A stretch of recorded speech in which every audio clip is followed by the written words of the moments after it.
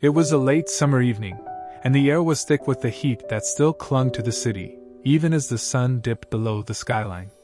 I had just finished a long shift at work and was looking forward to the quiet solitude of my apartment when I noticed her standing outside my neighbor's door. Her name was Clara, and she used to be with Jason, the guy who lived next door. They'd broken up a few weeks back, loudly enough for half the building to hear, and since then, I hadn't seen much of her. But tonight there she was, leaning against the doorframe, her arms crossed over her chest, looking like she was waiting for something. Or maybe someone. I couldn't quite tell. As I approached, she turned, her eyes catching mine in the dim light of the hallway. Her expression softened, and she gave me a small, tired smile. "Hey, Mark," she said, her voice a little husky. "You're getting home late." "Yeah, long day," I replied, trying to keep my tone light. "What about you? Haven't seen you around much since everything." She shrugged, her gaze shifting down the hall toward Jason's door. "Just came by to pick up some of my stuff. But I guess he's not home." There was a pause, and then she sighed, pushing a strand of hair behind her ear. "It's weird, you know? Coming back here after everything." I nodded, not sure what to say. I had always liked Clara. She was funny and easy to talk to, and there was a warmth about her that had always drawn people in, including me. But she'd been Jason's girlfriend, and that had made her off limits. Now, though, things were different. And as I stood there in the dimly lit hallway, I couldn't shake the feeling that there was something more behind her words, something she wasn't saying. "Do you want to come in for a bit?" The question was out before I could think better of it, and I immediately regretted it, feeling like I had overstepped. But Clara just looked at me, a shadow of a smile playing at the corners of her lips. "Yeah, actually. That would be nice." We stepped into my apartment, and I offered her a drink, trying to shake the awkwardness that had settled between us. She accepted, and we sat together on my small couch, talking quietly as the city buzzed outside the window. At first, we stuck to safe topics: work, the weather, how she was adjusting to life without Jason. But as the night wore on, the conversation turned deeper, more personal. She talked about how she felt like she'd lost herself in the relationship, how she was struggling to find her footing again. And I listened, sharing a little more of myself than I usually did, telling her about my own struggles, the things I never talked about with anyone else. It felt strangely easy, like we were two people sharing the same loneliness, the same desire to be understood. At some point, the conversation slowed, and we sat in a comfortable silence, our glasses nearly empty. Clara leaned back against the couch, her eyes closed, and I found myself watching her, noticing the way the dim light softened her features, the way her hair fell loosely around her face. She opened her eyes and caught me looking, and for a moment neither of us moved. There was something in her gaze that made my pulse quicken, something that felt like an invitation. "I should probably go," she said finally, but there was no conviction in her voice. She looked at me, her expression hesitant, as if she were waiting for me to say something that would change her mind. "You don't have to," I replied softly, surprising myself with how much I meant it. "You can stay a little longer if you want." Clara hesitated, her eyes searching mine, and then she let out a breath, a small, almost resigned smile tugging at her lips. "Okay. But can we go somewhere quieter? It's too bright in here." She glanced toward the door that led down to the basement, where I kept a few old pieces of furniture and some boxes I hadn't bothered to unpack. Without waiting for a reply, she stood and walked toward the basement door, her fingers brushing lightly against the edge of the frame as she glanced back at me. I followed her down the narrow stairs, my mind spinning with questions, with the sense that we were stepping into something we couldn't easily come back from. The basement was cool and dim, lit only by a small lamp in the corner that cast long shadows across the walls. Clara moved to the old couch by the far wall, sitting down and pulling her knees up to her chest, looking smaller and more vulnerable than I'd ever seen her. "Thanks for letting me hang out here," she said, her voice barely more than a whisper. "It's nice being around someone who doesn't expect anything from me." I sat beside her, keeping a respectful distance. But I couldn't ignore the way my heart beat faster, the way the air between us seemed charged with something unspoken. "You don't have to thank me," I said softly. "I'm glad you're here." For a while, we just sat in the quiet, the sound of our breathing filling the small space. And then she turned to me, her eyes meeting mine in the dim light. "Do you ever feel like you're just drifting?" she asked, her voice breaking slightly. "Like you're not really sure where you're supposed to go next?" I nodded, understanding the feeling all too well. "Yeah. More than I'd like to admit." She looked down at her hands, her fingers playing with a loose thread on her jeans. "I'm sorry if I'm being too... I don't know, heavy. I haven't really had anyone to talk to." "You can talk to me, Clara," I said gently, reaching out without thinking, my hand covering hers. Her skin was warm beneath mine, and when she didn't pull away, I felt something shift between us, a current that flowed through that simple touch. She looked up at me, her eyes wide and searching, and then, before I could process what was happening, she leaned forward, her lips brushing softly against mine. It was the lightest of kisses, barely more than a breath, but it sent a jolt through me, a thrill that made my heart race. She pulled back, her cheeks flushed, her expression a mix of confusion and something deeper, something that mirrored what I was feeling. "I'm sorry," she whispered, her voice trembling. "I shouldn't have done that." But even as she said the words, I could see the question in her eyes, the same question that was burning inside me. I shook my head, my hand still resting on hers. "No. Don't be sorry. It's okay." She hesitated, biting her lip, and then, as if some silent decision passed between us, she leaned in again, this time with more urgency, more need. I met her halfway, my hand slipping up to cup her face as our lips pressed together in a kiss that was soft but filled with all the things we hadn't said, all the things we'd been keeping inside. For a moment, we were lost in each other, in the warmth of that connection, in the way our bodies seemed to fit together so perfectly. But then, as the kiss deepened, reality crashed down around us, and I pulled back, breathing hard, my mind spinning with the weight of what we'd just done. "Clara, we can't." I started, my voice rough with emotion, but she pressed a finger to my lips, silencing me. "I know," she said, her voice barely more than a whisper. "But I don't want to think about that right now. Just stay with me, okay? Just for a little while."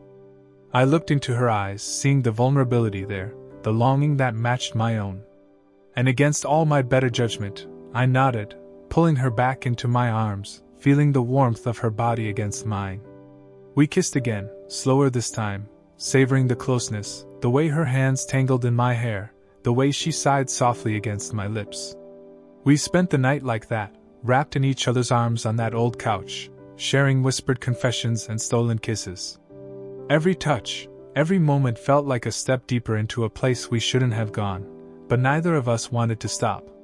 And as the hours passed, I felt something change inside me, something I hadn't even realized I'd been missing. When the first light of morning filtered through the small window high on the basement wall, we finally pulled apart, the weight of what we'd done settling over us. Clara looked at me, her expression conflicted, and I knew that whatever happened next, we couldn't pretend this hadn't changed everything.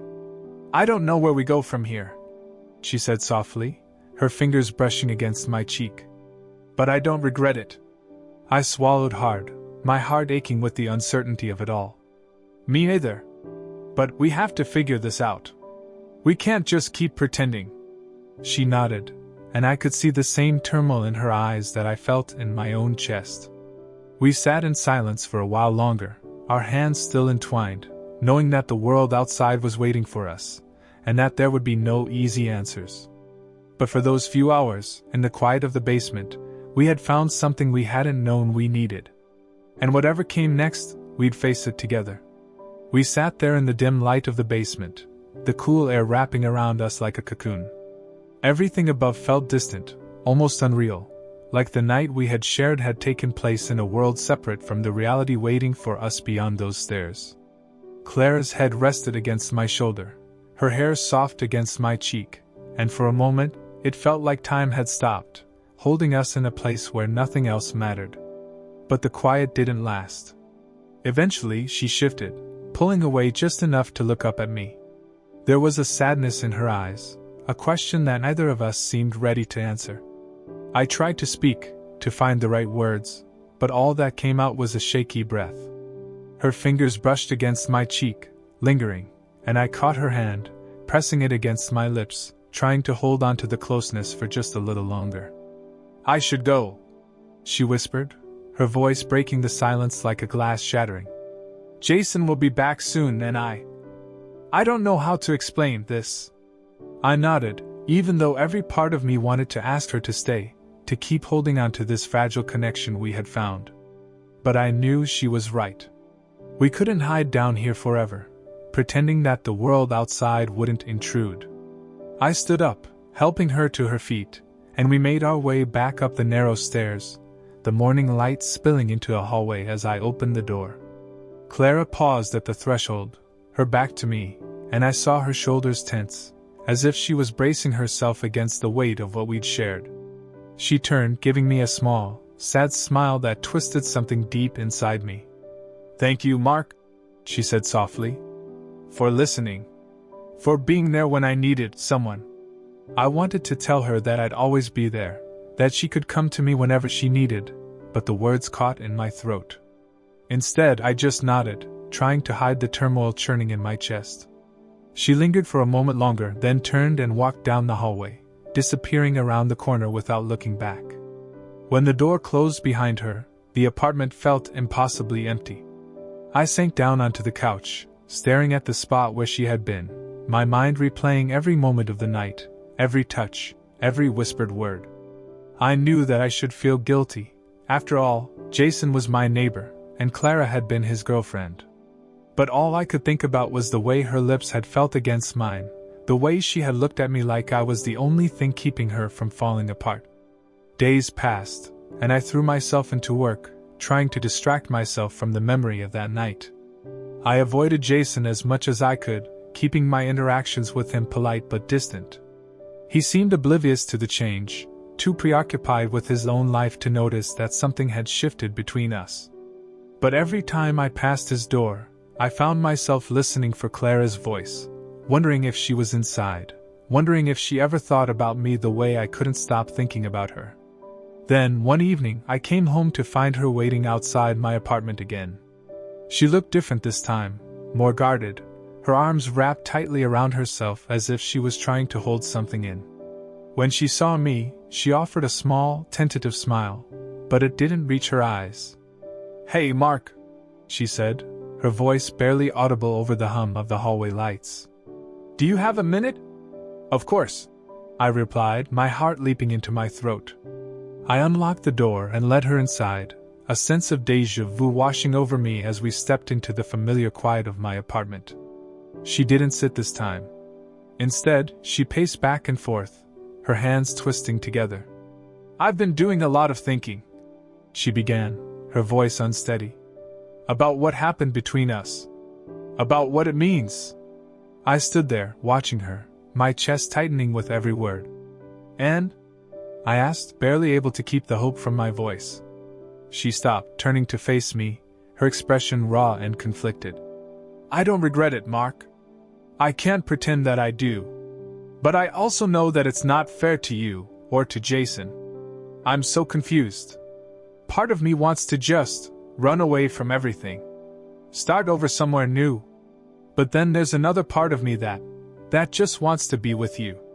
Hearing her say those words, hearing that she felt even a fraction of what I had been feeling, sent a thrill through me, but it was tempered by the reality of the situation. I stepped closer, reaching out to take her hands, my thumbs brushing over her knuckles. "Clara, you don't have to make any decisions right now," I said gently. "Whatever you're feeling, whatever you're going through, I'm here for you. I want to help you, even if it's messy." She squeezed my hands, her eyes searching mine as if looking for reassurance. "What if it's too messy, Mark? What if we end up hurting everyone around us?" I took a deep breath, knowing that there were no easy answers. "Then we face it together," I said, my voice steady even though my heart was racing. I can't promise that it won't be complicated, but I'd rather try to figure it out with you than keep pretending that I don't care. She stared at me for a long moment, her expression wavering between hope and uncertainty. Then, slowly, she leaned in, resting her forehead against my chest, her breath warm against my shirt.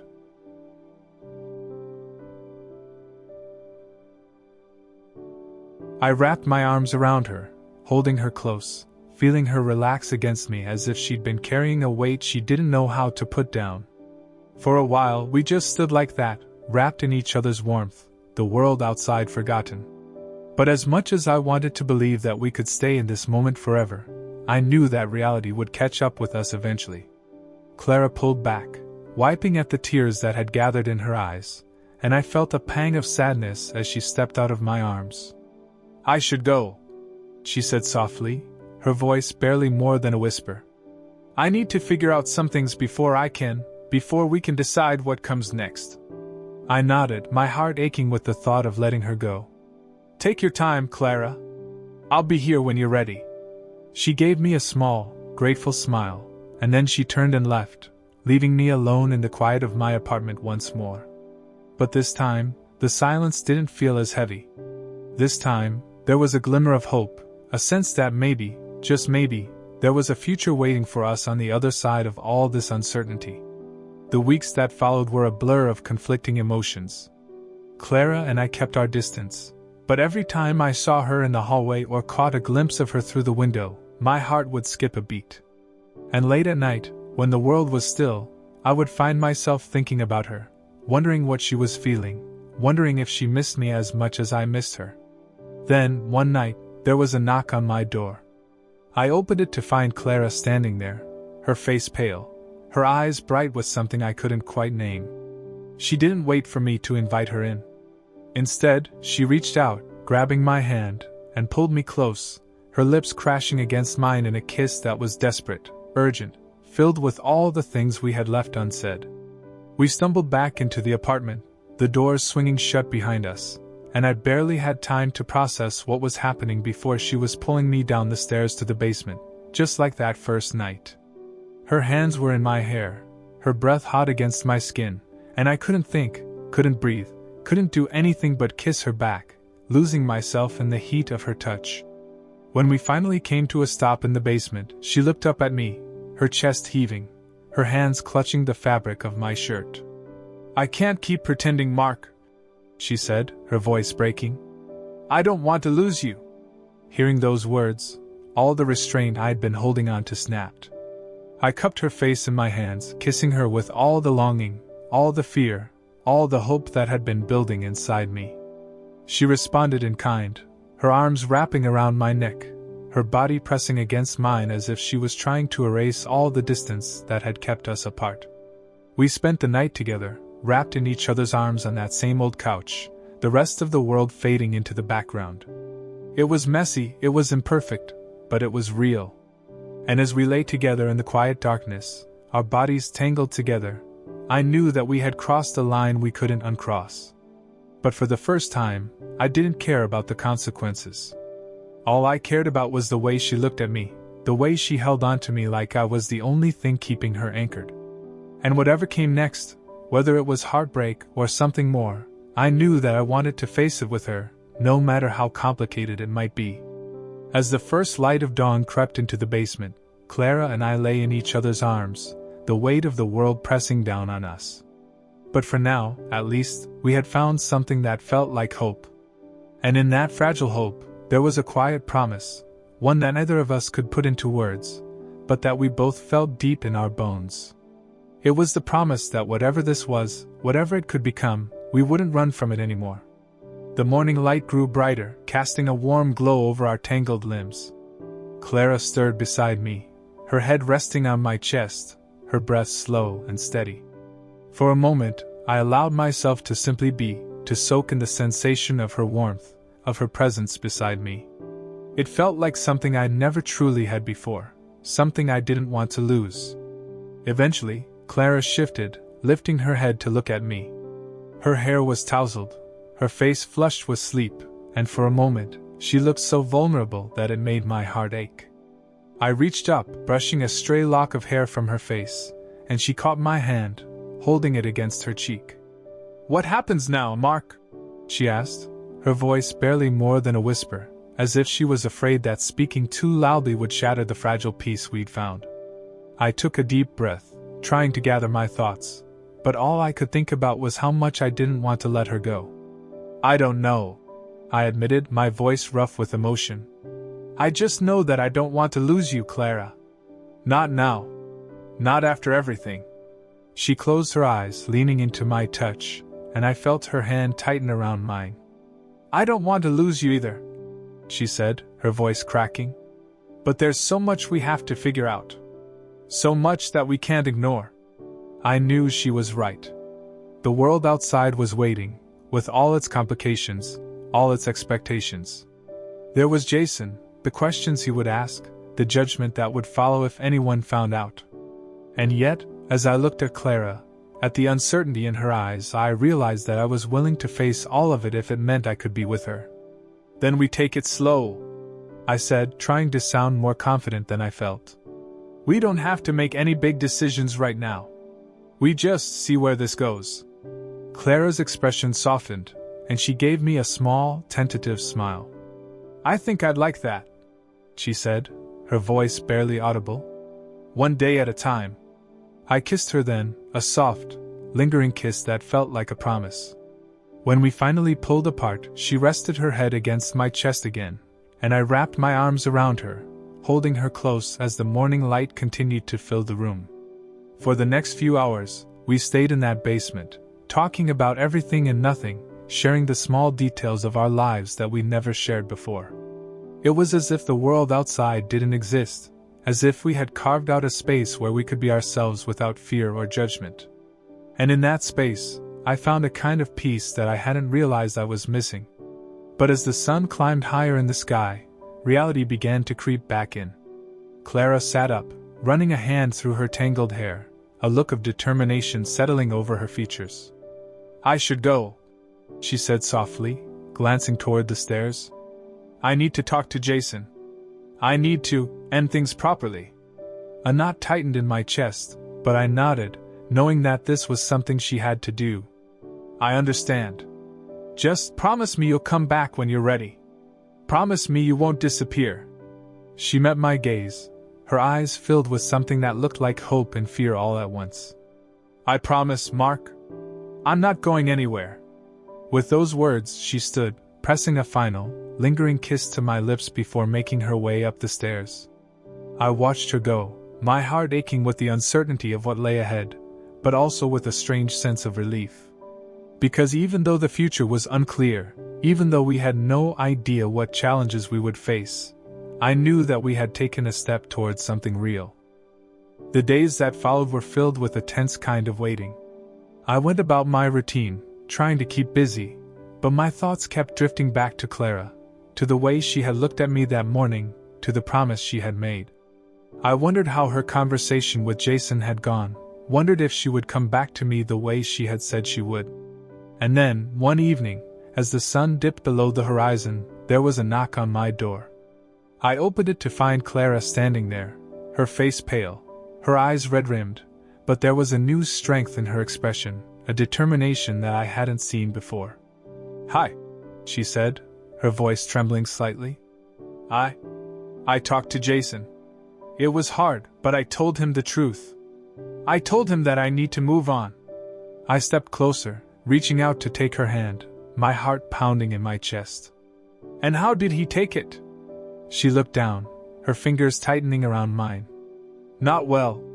But he'll be okay. He deserves to find someone who's all in, and I can't give him that anymore." I nodded, pulling her into my arms, feeling the weight of everything she had just shared settle between us. "You did the right thing, Clara. And I'm proud of you."